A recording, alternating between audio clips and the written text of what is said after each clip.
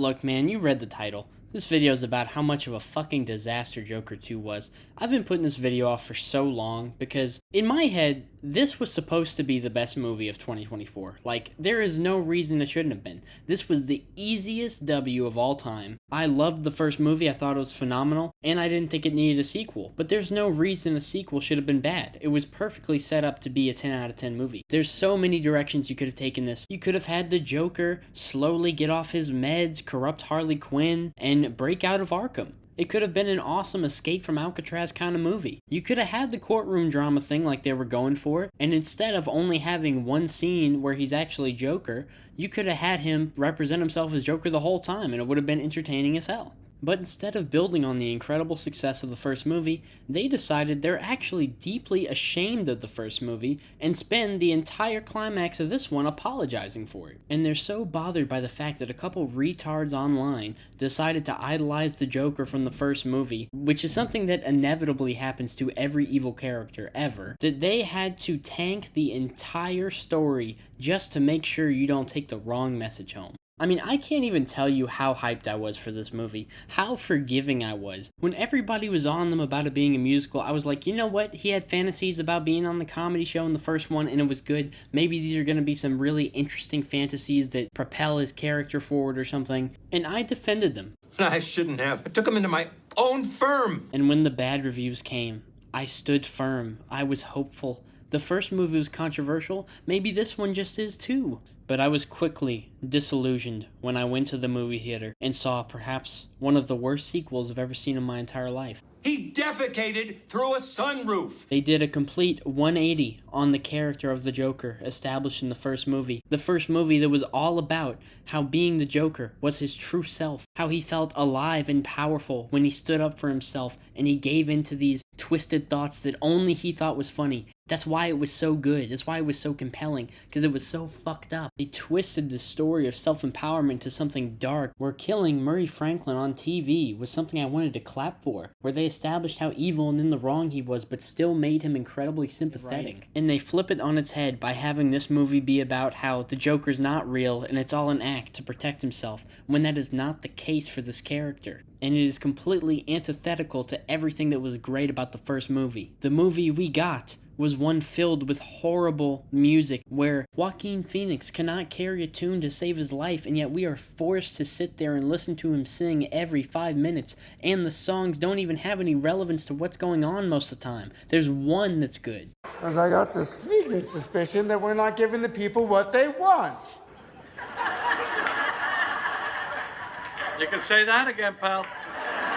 And I haven't even mentioned how most of the runtime of this movie is dedicated to interviews with characters from the first movie simply recapping what happened in the first movie. We already know what those things meant because you established it very well in the first movie. We don't need to basically retcon it to being something it wasn't. We don't need any more backwards progression of why he's the Joker. We understand this character very well by this point. We want to see him progress into being a villain. The character just completely regresses to being even less weird than he was at the start of the first movie, and then we get one scene. The only good interview scene with the character from the first movie is Gary. Thank God, and it's because they let him act like the fucking Joker for once. Why wasn't the majority of this movie him defending himself in court as the Joker? I mean, I don't care what you have to do to put him in that situation. You just do it because it's cinematic gold, man.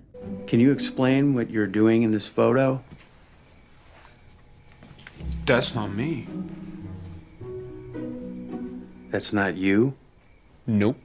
And one of the only other good scenes in this whole movie is right after this, when the guards are punishing him for his court outburst, and he's cracking these ridiculous, awful jokes while they punish him, and it's heartfelt and it's emotional and funny all at the same time. And how did they waste Harley Quinn like this? I'm gonna be honest, Lady Gaga was perfect for this rendition of the character, and she can actually sing, so her musical parts are actually decent. Why would you have her be this like fake psycho? And the way that the guards let him and her interact throughout the whole movie is just so ridiculous. They even let her into his cell alone, a murderer, to have sex with him. There's no world where this is happening.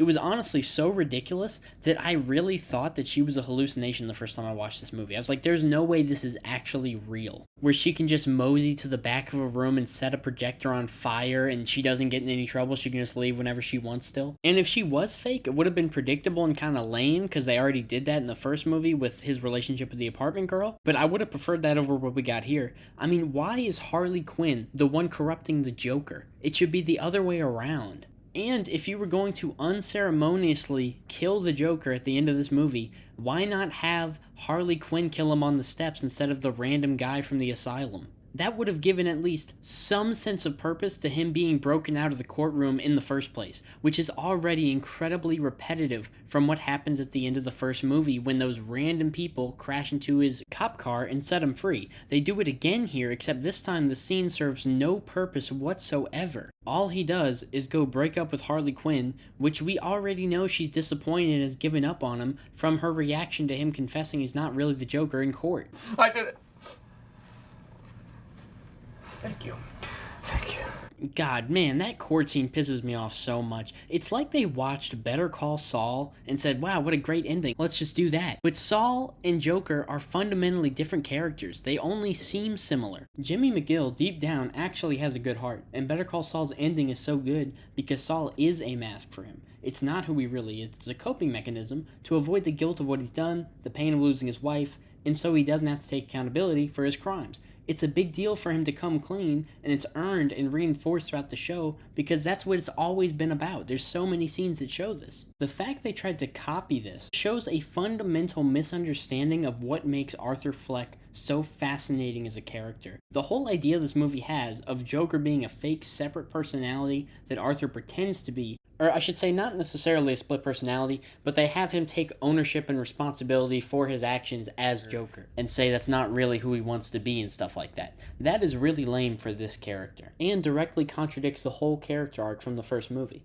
This is like if the writers of Breaking Bad had made Walter completely forsake being Heisenberg, turn himself in, and look at the camera and say, don't be like me, I'm no hero, kids. Heisenberg is who Walter actually is inside. That's why he's great. He was alive as Heisenberg.